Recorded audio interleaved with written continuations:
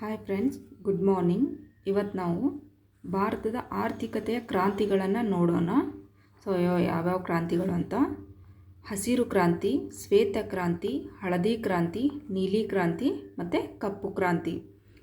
ಇವುಗಳನ್ನ ಹಸಿರು ಕ್ರಾಂತಿ ಯಾವುದ್ರ ಮೇಲೆ ಮಾಡಲಾಯಿತು ಅಂದರೆ ಆಹಾರ ಧಾನ್ಯಗಳ ಮೇಲೆ ಹಸಿರು ಕ್ರಾಂತಿಯನ್ನು ಮಾಡಲಾಗಿತ್ತು. ಅದನ್ನು ಮಾಡಿರ್ತಕ್ಕಂಥ ಪಿತಾಮಹರು ಅಂತ ಅಂದರೆ ಯಾರವರು ಅಂದರೆ ನಾರ್ಮನ್ ಬೋರ್ಲಾಗ್. ಶ್ವೇತ ಕ್ರಾಂತಿ ಆಹಾರ ಉತ್ಪಾದನೆಗಳ ಮೇಲೆ, ಹಾಲು ಉತ್ಪಾದನೆಗಳ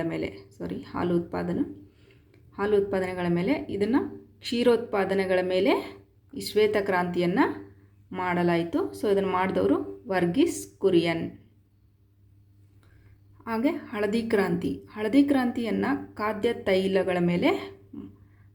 ತೈಲಗಳ ಉತ್ಪಾದನೆ ಮೇಲೆ ಮಾಡಲಾಗಿತ್ತು. ಆ ಖಾದ್ಯ ತೈಲಗಳು ಯಾವ್ಯಾವು ಅಂದರೆ ಎಣ್ಣೆ ಮತ್ತು ಕಾಳುಗಳು. ಅದನ್ನು ಮಾಡಿರ್ತಕ್ಕಂಥವ್ರು ಯಾರು ಅಂದರೆ ಸ್ಯಾಮ್ ಪಿತ್ರೋಡ್ ಅಂತ ಹೇಳಿ. ನೀಲಿ ಕ್ರಾಂತಿ, ಮೀನು ಉತ್ಪಾದನೆ ಮೇಲೆ ಈ ನೀಲಿ ಕ್ರಾಂತಿಯನ್ನು ಮಾಡಲಾಯಿತು. ಮಾಡಿದವರು ಹೀರ್ಲಾಲ್ ಚೌಧರಿ ಅಂತ ಹೇಳಿ. ಹಾಗೆ ಕಪ್ಪು ಕ್ರಾಂತಿಯನ್ನು ಯಾವುದ್ರ ಮೇಲೆ ಮಾಡಲಾಯಿತಪ್ಪ ಅಂದರೆ ಕಲ್ಲಿದ್ದಲು ಮತ್ತು ಪೆಟ್ರೋಲಿಯಂ ಉತ್ಪಾದನೆಗಳ ಮೇಲೆ ಮಾಡಲಾಯಿತು. ಇದನ್ನು ಈ ಕ್ರಾಂತಿಯನ್ನು ಮಾಡಿದವರು ಯಾರಂದರೆ MS ಸ್ವಾಮಿನಾಥನ್. ಇವು ಕ್ರಾಂತಿಗಳು, ಇವು ಉತ್ಪಾದನೆಗಳು ಮತ್ತು ಈ ಕ್ರಾಂತಿಗಳನ್ನು ಮಾಡಿರ್ತಕ್ಕಂಥ ಪಿತಾಮಹರು.